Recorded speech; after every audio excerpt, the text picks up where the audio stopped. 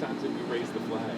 Oh my gosh, I think this is number 5 today. I also got to walk rim walk too out here, but no one was here to video that. So which is your favorite part, rim walk or flag? I mean, the flag is special, but this was a once in a lifetime. They don't do it anymore, so that was a little bit hairy out there. Having been with the Sounders and seeing the growth that they've had and stuff, what is now hosting World Cup in a year, Club World Cup where teams getting to play, what's that mean to the city and to soccer? Yeah, well, selfishly for me, I think it's incredible. It's one that I know that Steve and I would have loved to have been a part of something like this. And the guys are excited, they're anxious, I think, and it's a great opportunity, but I don't think you really recognize what kind of opportunity it is until you step away from the game, right? This is something that I can't attain anymore, and now to see these guys get to prep for such a massive tournament, I mean, the best teams in the world, the best club teams, right? And then you get ready for the World Cup that's coming with the best teams in the world, right? National teams. So I think for the guys, it's a great opportunity to showcase what the city is, what soccer means to this region, and I know that the rest of MLS will be cheering us on too. It's a tournament that everyone wants to play in, but only the select chosen few that have earned it get to play in it. Now you say you don't get to play in because you're retired now, but you guys laid the foundation for why this fan base is the size it is, and why Seattle got awarded this type of thing. Yeah, look, I mean, it goes back to 1974. It wasn't because of the 2009 group. This club has had such a rich heritage in soccer that the fans are always going to come out and support us no matter what. So yes, our glory years that I like to think of, 2009 until I left the team, was really special. But now I get to walk into the stadium and be a fan, number one, and that's really special to me as well. So I know that there's been a lot of new additions to the team since I left, but there's a lot of guys that have been here. Steph, Christian, Jordan, I mean, Alex Roldan's been here for a long time now. There's guys like that on the team that still remember those days when we were trying to just win an MLS Cup. And then the new group came in and won CONCACAF Champions League, and that's what allowed this team to step up to the plate here. So a rich tradition of soccer dating back, till 51 years ago, that has led us to this point. Explain the home team. What's that about? Home team, it's a collaboration with a clothing brand here in Seattle, and we're super excited. So fans are going to have access to it shortly as this game starts to kind of take fold. Just an awesome line with local collaboration, and it's all about highlighting our city, number one. Why do you see a good deep run in this tournament as far as for the Sounders? I mean, if the Sounders make it out of the group, I think that's a wild success. I mean, you look at transfer market values for these teams. The Sounders are at 50 million, Botafogo's at 160 million, then Atletico's around 500 million, and then PSG's a $1 billion team if those players were put together on a transfer market. So to get out of this group would be something really, really special. But it starts with the first game. I know that the guys will be looking towards making a splash in the first game. I mean, you saw it with South Africa when they had their first game in the World Cup and came out and scored a banger of a goal of the tournament, and set the tone for the rest of that tournament. So for the Sounders, it'll be getting off to a hot start, and then we'll see. PSG is the third game, so if they advance, and they know they're going to advance after the first two, maybe the Sounders have a chance against a second-rate lineup. But I think the focus is the first game. A deep run is going to be tough, but I think getting out of the group is what this team will strive for. Brad, during your career, you were involved in some MLS contract negotiations. Do you have a view on the current conflict for the Club World Cup? And do you have any advice for the players on how to get to the next stage? Yeah, look, I mean, I was a part of the executive board when it came to the players union, and we all banded together on every single issue, whether it was pay, whether it was flights, whether it was meals, getting money on trips, whatever it was. So the players are in solidarity, and they'll get that sorted out with our players union and whatever that means. But these guys are focused on what's coming up next, and the task at hand, number one, is soccer.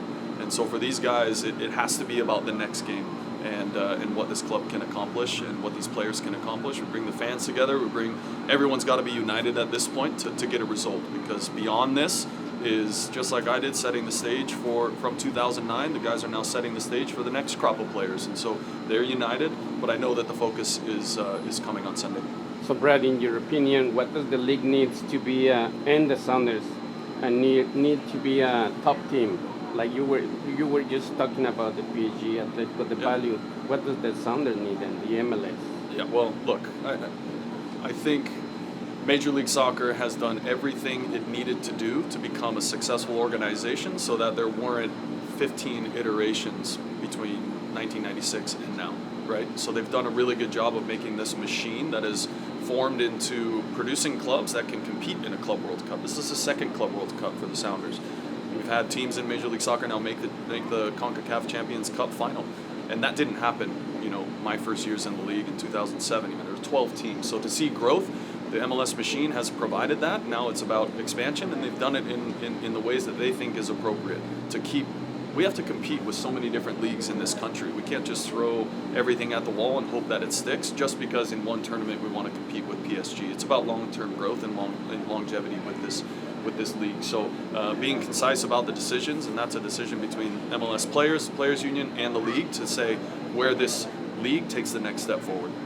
Brett, thinking about the opportunity that this community has to watch some really great clubs without even having to get on a plane, thinking back to when you were a young athlete, there's going to be a lot of kids that come out to these games. How impactful is that going to be for a lot of these athletes that get to come out? Yeah, 1994, I was 9 years old, and the World Cup came to the U.S. I grew up in Arizona, so there weren't any games, but my uncle got me a commemorative coin that I still have in my place right now, and that was kind of the turning point for me in being able to watch those games on TV, because soccer wasn't even on TV back when I was growing up.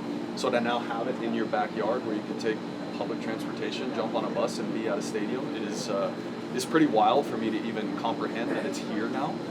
So it's a great opportunity for the young crop to come in and see what the next level is like too, because I think everyone in this local area, yes, you can watch games, watch teams from overseas.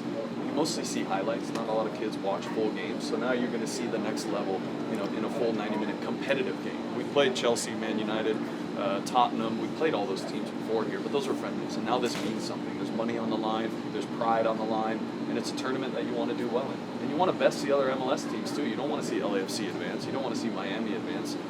Selfishly, we want the Sounders to do well. So this is that opportunity to come support and be together and root this team on in games that really have a tangible something at the end of the line.